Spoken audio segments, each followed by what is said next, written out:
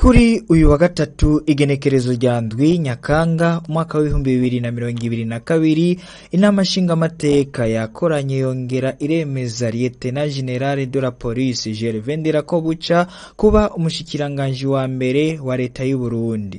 Akaba yasubiriye Aregiome Bunyoni yahora ari muri ayo mabanga kuva mu mwaka w'ibihumbi 2020. Inama nshingamateka ikaba yamwemeje 100%.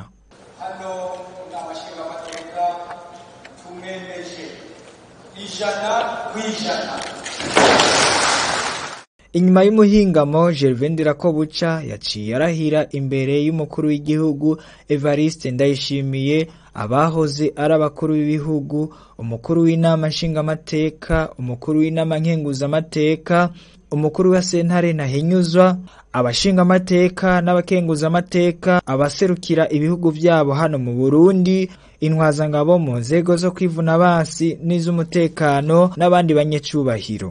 Mu kurahira yavuze ati: imbere y'umukuru w'igihugu, imbere y'inama nshingamateka n'inama nkenguzamateka, jewe Lieutenant General de Police Gervais Ndirakobuca, umushikiranganje wa mbere, ndarahiye ko ntazotirigana ku masezerano y'ubumwe bw'abarundi, kw'ibwirizwa shingiro ya Repubulika y'u Burundi n'ayandi mabwirizwa, kandi niyemeje ko nzoharanira n'iziganya ineza y'u Burundi n'abarundi, mwubahiriza ubumwe bw'abarundi, amahoro n'ubutungane kuri bose, mu kurangura amabanga njejwe.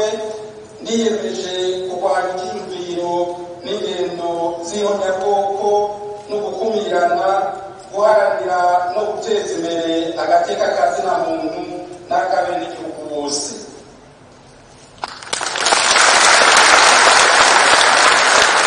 Aje kurahira yaciye aje gutera umukono imbere y'abagize ibwirizwa nshingiro.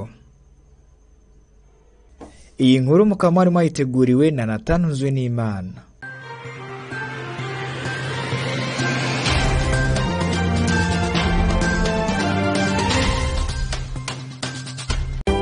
Radio Television, turakunda cyane.